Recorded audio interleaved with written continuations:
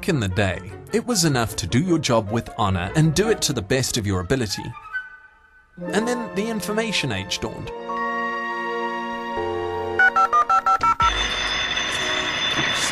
Hello? Hello? Hello? Hello? Hello? Hello? Hello? Hello? Hello? Oh, hello, Barney. Hello? Hello? Hello? Hello? Bonjour. Hi. Doing there? Yellow? Hello? Hello?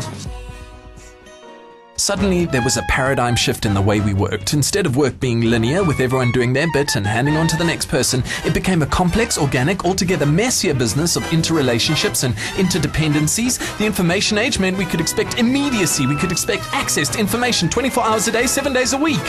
We could expect conversations where before we might have waited patiently for a letter to be delivered and waited patiently for a reply. Now we expect our mails to be received and read instantly, and that a response would follow instantly. And when our expectations are not met, we feel ignored and disrespected and disinclined to continue the relationship. The implications for a business like Retail SA have been profound. For instance, although insurance is a complex business with almost infinite variables, our customers' expectations have been set by their experience of opening a bank account or getting a mobile subscription. So, Retail SA's competitors are no longer just other financial service providers. They have become banks and cell phone businesses. We have had to rethink process and product in our efforts to achieve service parity. Mr. Pop.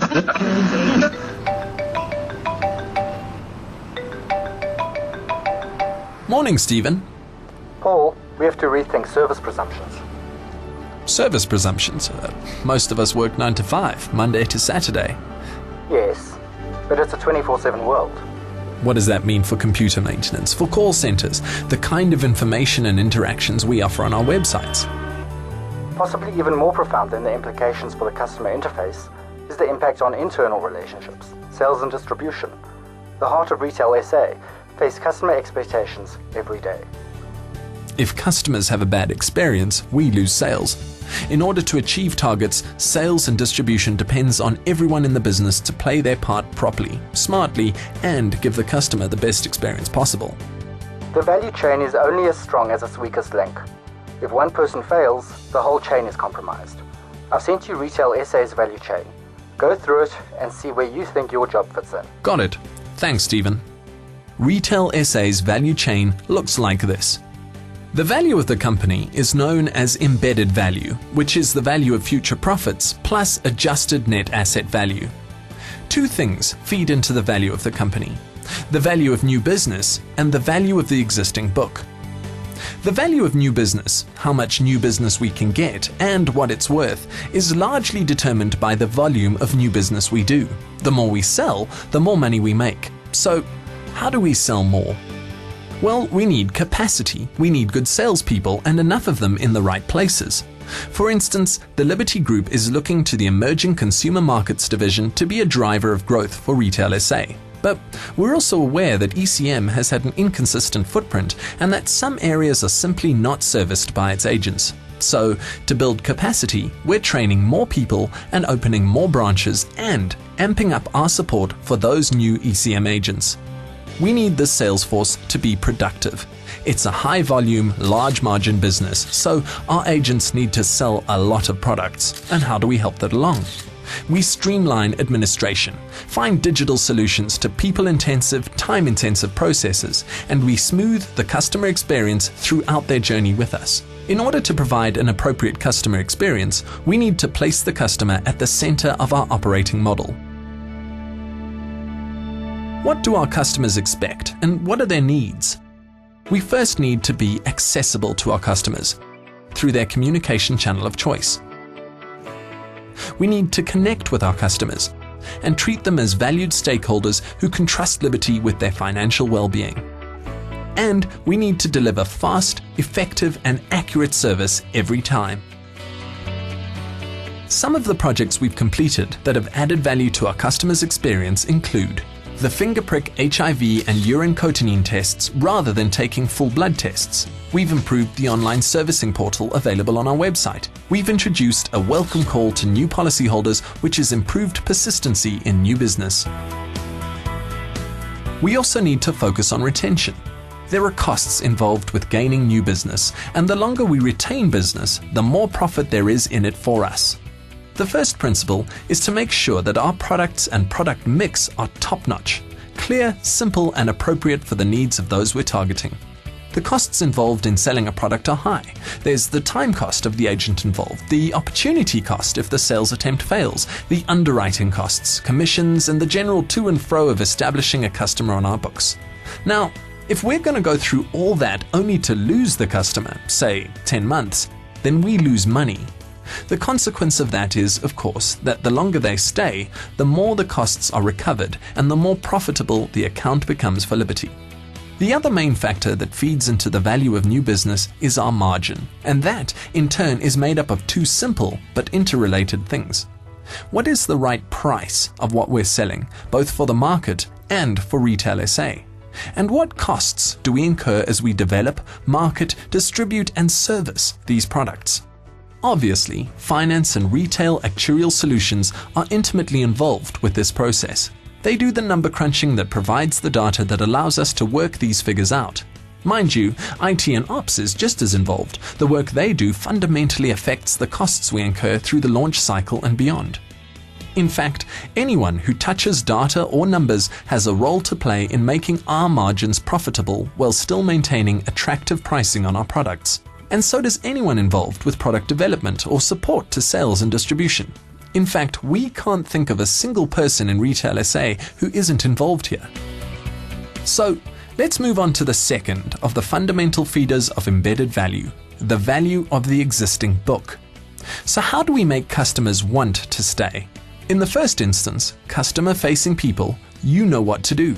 Don't sell them the wrong product. When they do have problems, solve them the instant they come up, without passing the customer around from pillar to post.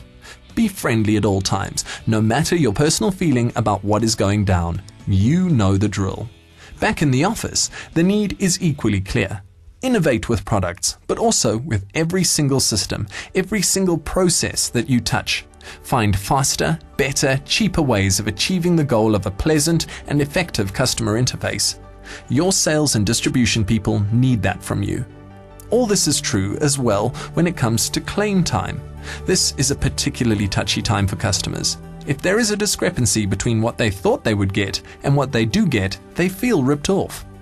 That's why, even at the beginning of our journey with a customer, we must have the claims process in mind. The policy must be scrupulously underwritten. The agent must be absolutely clear about the terms and conditions. The claims department must be bright, responsive, and efficient, asking the minimum of inconvenient administration from the claimant and offering help beyond the call of duty. Which brings us to expenses. Expenses are not the same things as the costs of acquiring business that we've spoken about. They speak more to the running costs of the business, as these relate to customer retention. So that would involve after-sales service and marketing, how we communicate with customers to keep them informed and involved, how efficiently and effectively our call centers work, how we manage risk. Risk is a theme that runs through the whole value chain. Risk is central to every consideration at every stage. You get insurance risk, market risk, operational risk, and credit risk. You get reputational risk, liquidity risk, and strategy risk. There's people risk, process risk, IT risk, and fraud risk, both internal and external. Risk is incurred at every point in every value chain across the business. It's there in new business, in claims, during underwriting, through disbursements, in new product launches, even during product development, and it certainly has a big impact on expenses.